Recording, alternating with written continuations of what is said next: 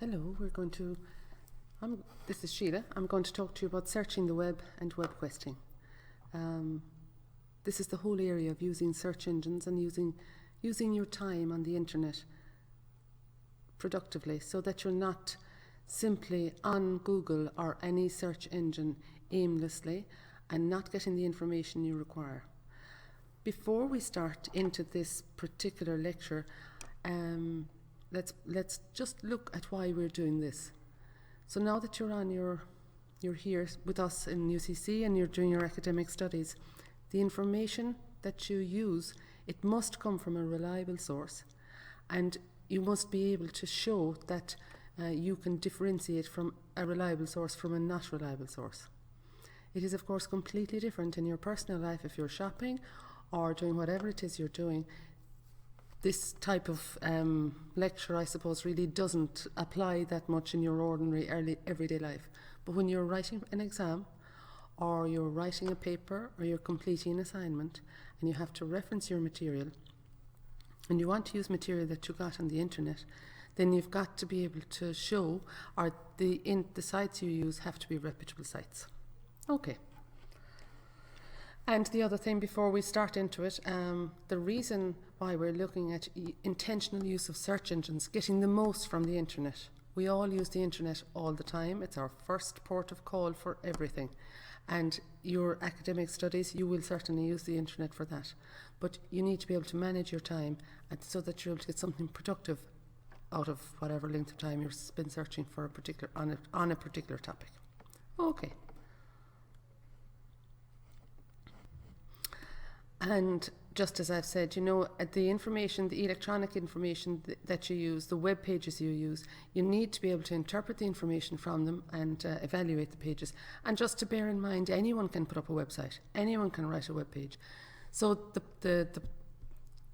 and that's the crux of the issue really, that anyone can write a web page. But for your assignments and your exams, the information that you use must come from reliable and valid websites. Okay, so, just a general note on browsing the web. Absolutely, it's a very convenient place, but it can be very frustrating. Lots of information there, lots of information at your fingertips, but it can be very frustrating because the volume of information can be very big and you've got to search through a lot of that information. So that's really, it's to try and narrow that down and to use your time in a better way. And then to bear in mind, that different search engines give different results. And that can be of a concern, really, because if you use Google and you do the same search in Yahoo, you'll get different results. There'll be overlap, of course, but they will be different. Okay. And again, so looking at web-based information versus print, and print really means journals or textbooks, but journals in particular. So, as I said already, anyone can publish on a website, and you may not know who the person is. It may be unclear who the person or the organisation is, or they could have a very biased view of whatever the topic you're looking for, or searching on, or reading on. They may have a very biased view.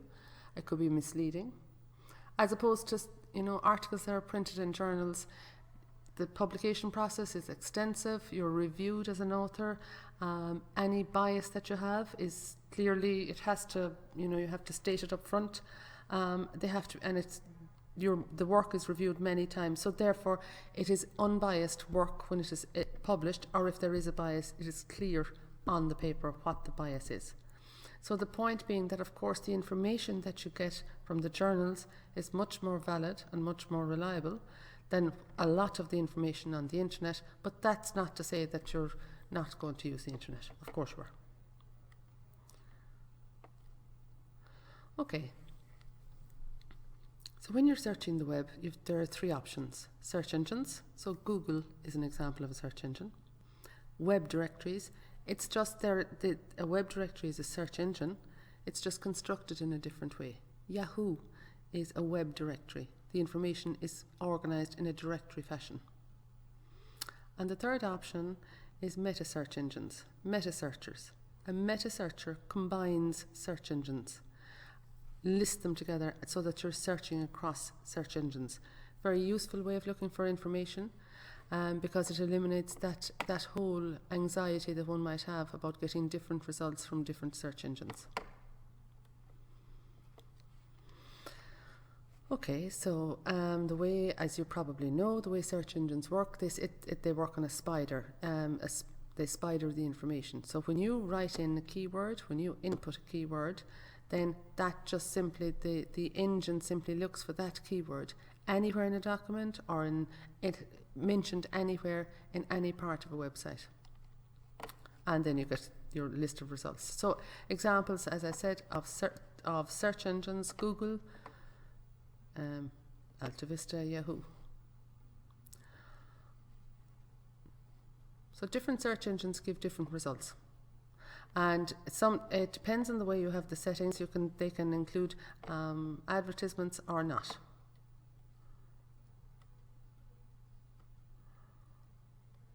When you're conducting a search, you just search using the very keywords that apply to your search, to the type of information you want, the kind of information you want, and link words together. So if you're searching on any search engine, link words together using inverted commas. That means that when there's more than one word, that means that you'll get back documents with the words that you want on it. Okay, let's just take an example. You might just minimize this presentation, and we'll go and we'll open a tab in Google. So click on Google. I'm opening Google here. Okay, I'm going to put in, let's say that we're looking for information on paramedics in Ireland. So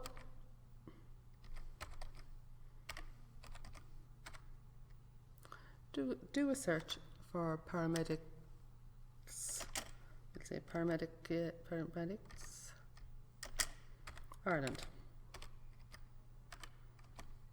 Okay, so and search. Okay, so you see you got 476,000 results. That's far too many, of course, for anyone to look through. It is an example of a non-focused, non-intentional search. Okay, just as we said, put inverted commas. So what it has done is it has looked for each word, paramedic and Ireland. So now we're going to say that we want them together, which of course makes much more sense in terms of whatever it is you're looking for if it has more than one word. So put inverted commas around it, or on it, and search again. Okay, see the difference in the results? 436. Well, this is something that you can work with now, or 436, yeah, sorry. You can work with that. That's a much more focused search, much better use of your time than not linking words together, key terms. Okay, we'll just go back to where we were in the presentation again.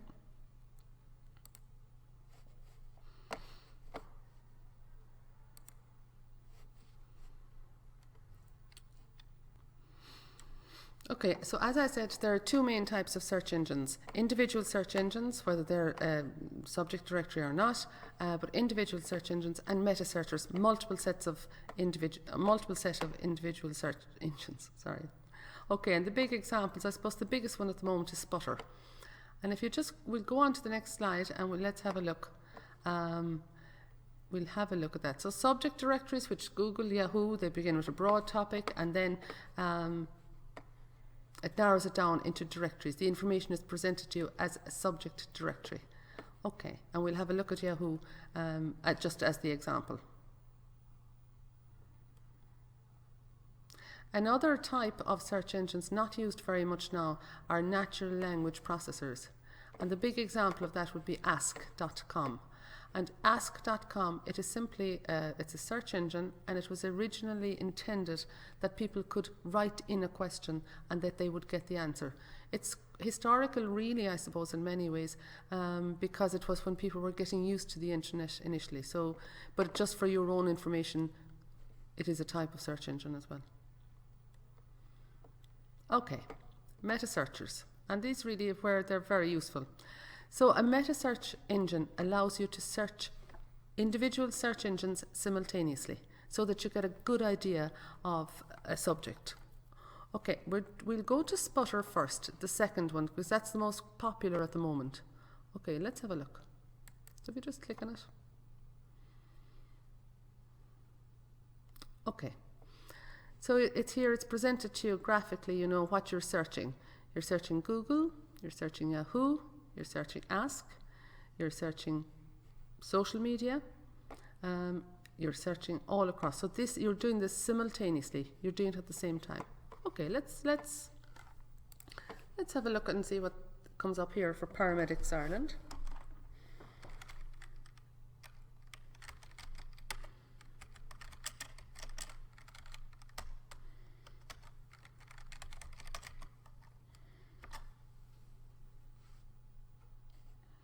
Okay, I just did it unfocused first so that we could see the difference. And so now we'll apply the inverted commas. Oops.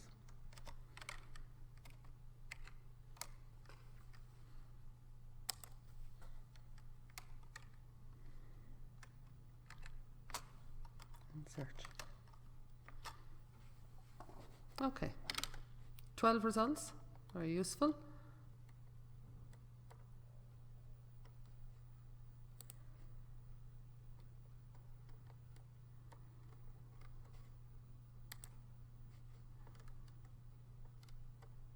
Okay, so that's Sputter. This is what you're doing. That's what you're searching across. Very useful. It's a meta searcher. These are the databases, these are the search engines stroke databases that you're searching at the same time. Very useful. So it's very useful for you when you're looking for information on any topic, just to bear in mind not to rely on a single database, not to spend all your time in, say, for example, Google. There are other ways of getting information that are faster and more comprehensive. Okay, let's go back again to where we were in the PowerPoint. Okay, let's have a look at the third one, which is yippee.com. It's Yippee. It used to be Clusty. So we'll just have a look at that. Okay, so this is Yippee. Used to be Clusty. It's very popular as well. So we'll do the same.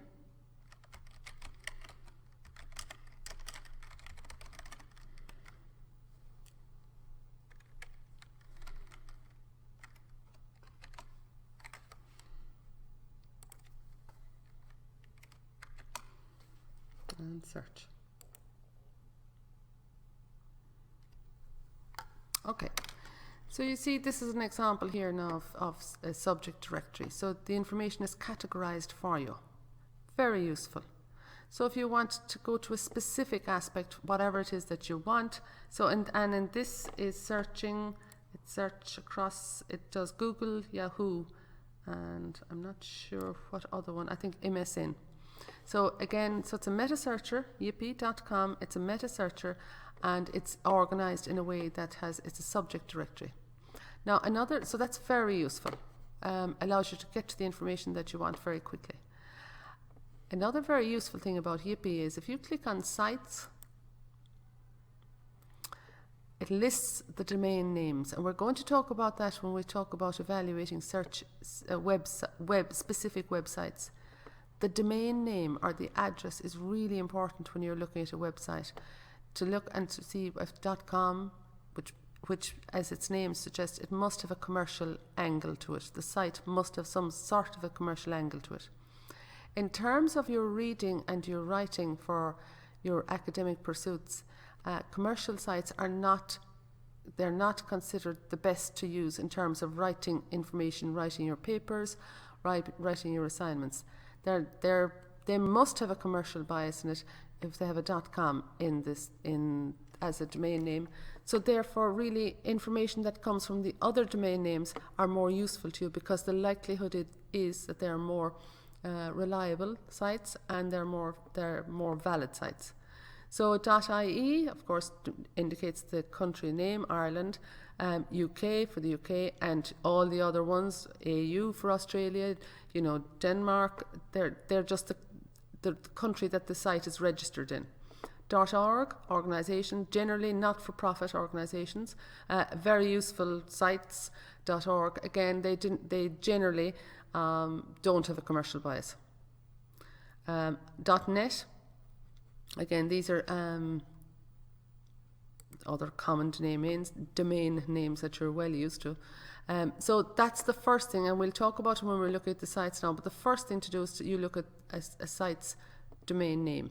So we're in Yippee, a meta searcher. You've done your search, and as I said, the most useful thing about Yippee is that it categorizes by domain name, and it also categorizes in terms of the information, as we've seen, just like a subject directory. Okay, let's go back again. This is another one, Dogpile. Not as big as Clutter, or not as big as Yippee, probably a bit dated now. Generally Sputter or Yippee are the more used ones, but let's just run a search anyway.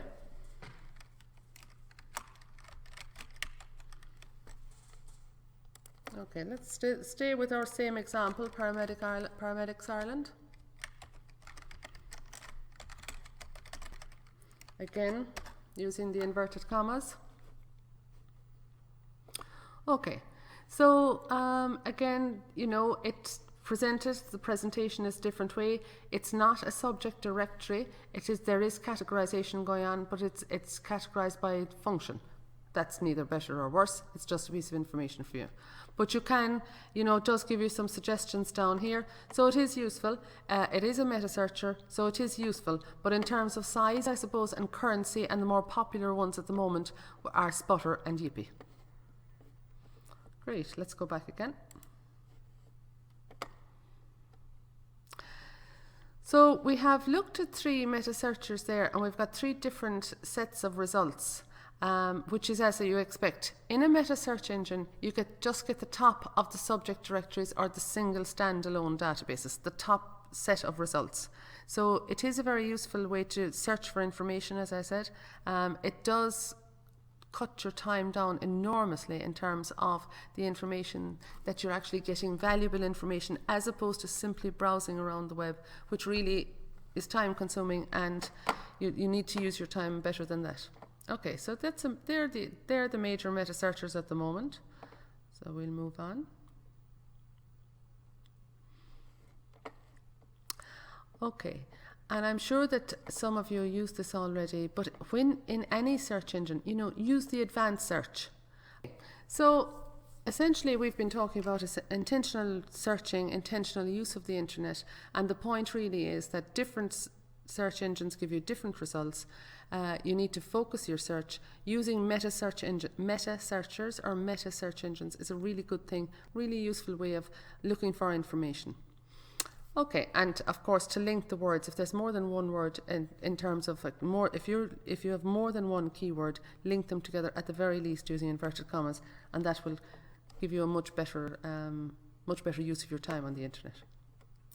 Okay, so that's searching for the information.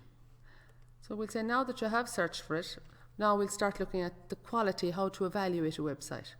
And we're going to do this at this type of inquiry, this type of study, I suppose, that we're doing here, is referred to as WebQuesting. And basically WebQuesting it means that a student, or anyone indeed, all your information is online.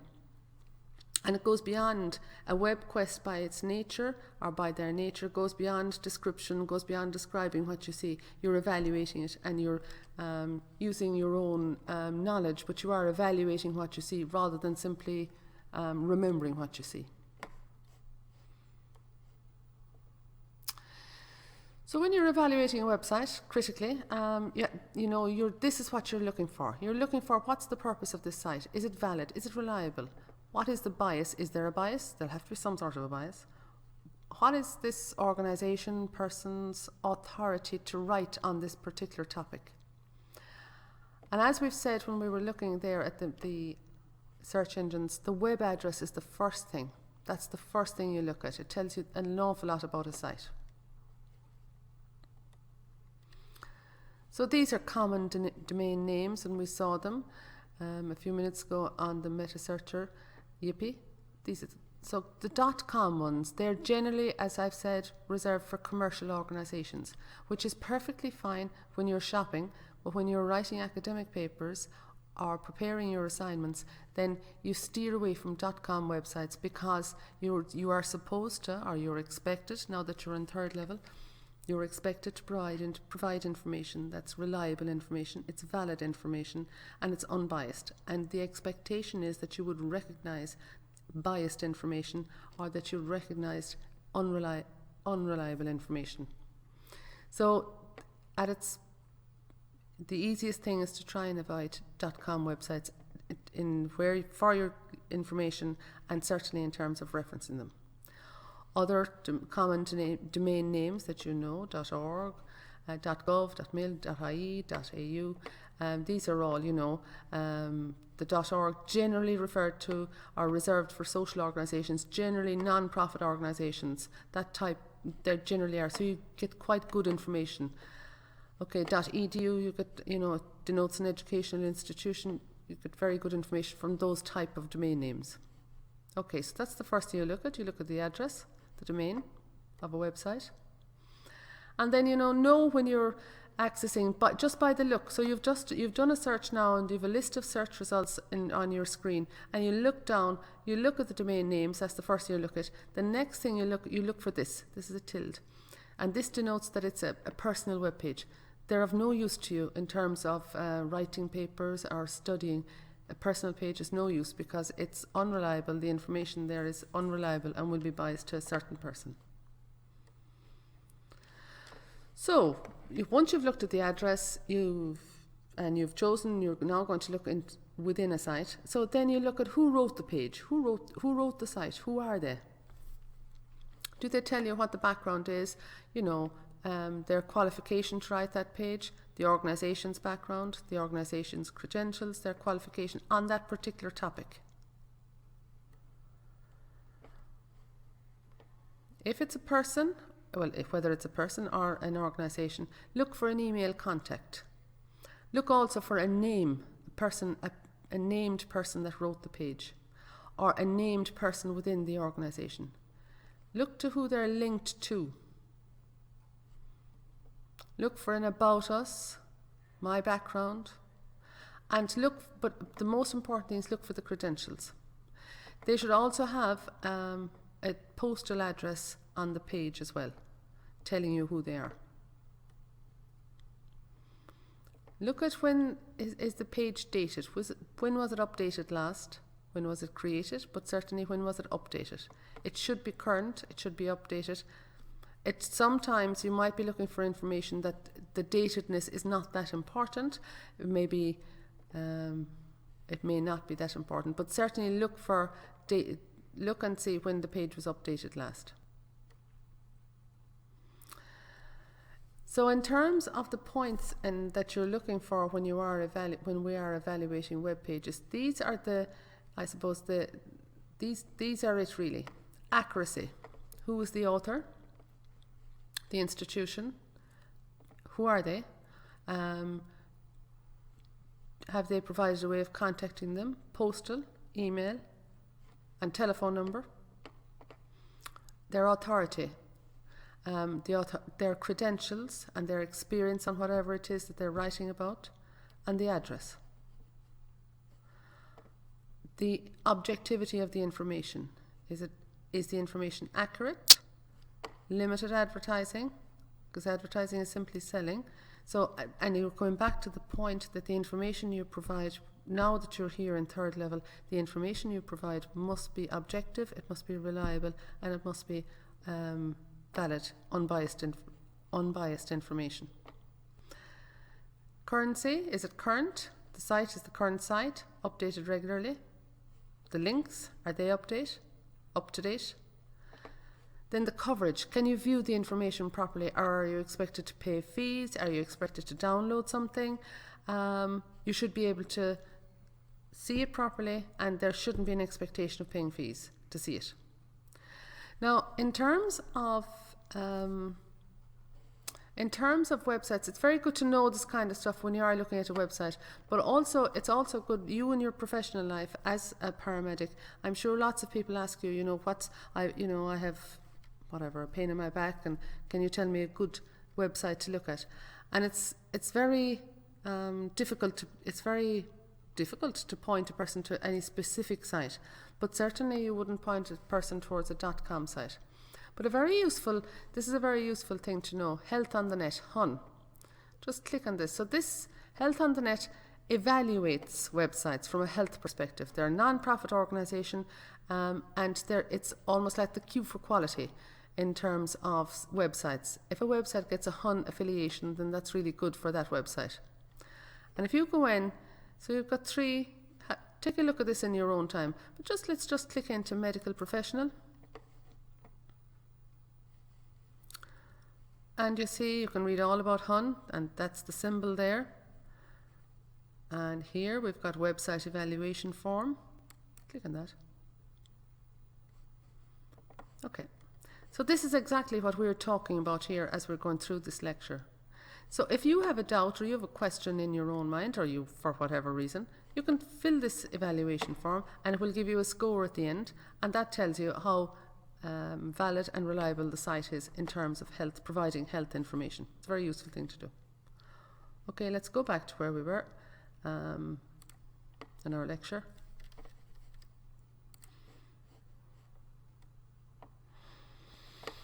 Okay, so again, staying with evaluating websites, the purpose of the site, what's it do, why was it created, to sell something, why? So what's the purpose? And the reason you're looking for that is because the information you provide must be unbiased and valid and reliable in terms of your own papers and your assignments. Is there copyright? Are you given freedom to use the information that's on the website or not? Generally, the legitimate articles should have copyright or permission to reprint. Then look at who's the site linked to. Are they reputable? Do the links work? Are they reliable? And what do others say about it? So that's a very useful thing. Alexa.com. Alexa.com it's a piece of software that allows you to look at what a traffic rank a website is getting, the reviews they're getting, who looks at it. So let's just click on Alexa.com.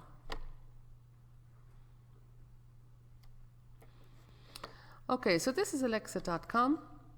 You don't need to take any trial or anything like that. Just scroll down through the site. And here, browse top sites or. So let's just put in a site. Let's put in UCC, now that you're studying with us. And let's see what they say. So they tell you how popular the site is. See? Global ranking. This is the traffic. As you would imagine, the traffic is down here in the summer, goes way up then, and is up very high at the moment because we're in the middle of a semester, or at the beginning of a semester, I suppose, and so that you would expect a lot of traffic. So scroll down. So here it tells you where the visitors come from. Visitors by country. So most of the visits come from the US, followed by Ireland, India, China, United Kingdom. So how engaged are they with the site? 63% bounce rate. That means that they come and they bounce off it.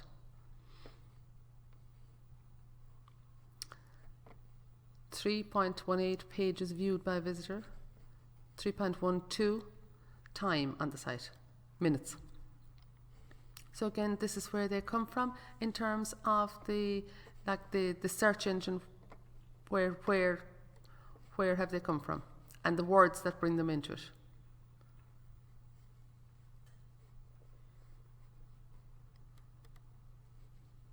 So these are the search engines they came from. This is where they were before they went to UCC. So they came on Google, as you can see, Blackboard, Facebook.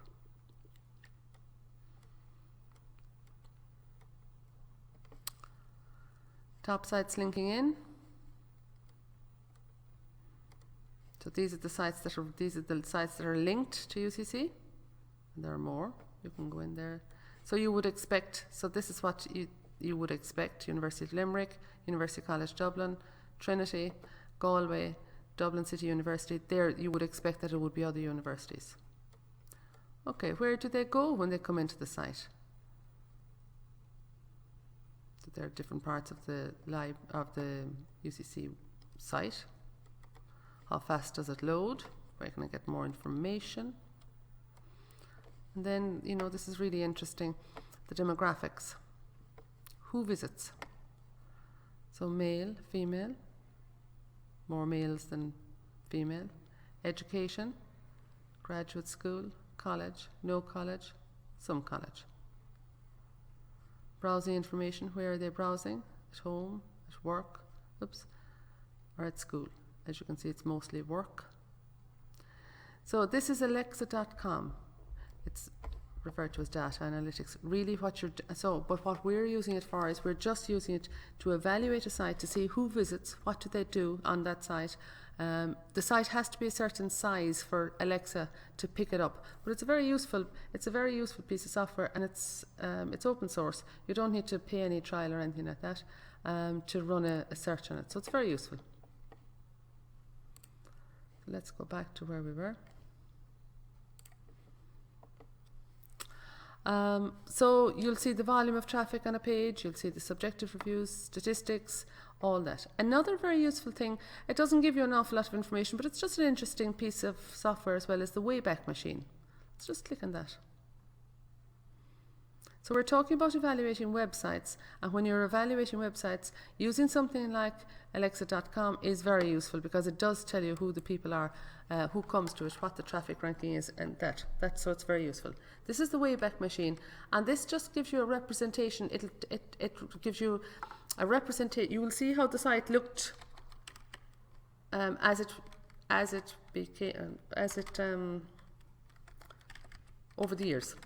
Let's put in UCC again.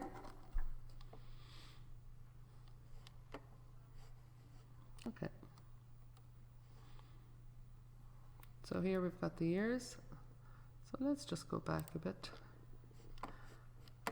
And 2000. So here, this is where the images were captured. So if you just click.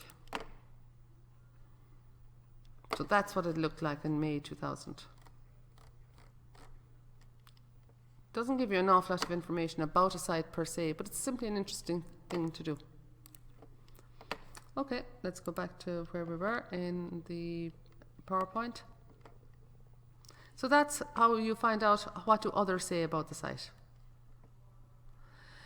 So when you are, you can, in terms of evaluating any site, always see who they're linked to. Now you can get it.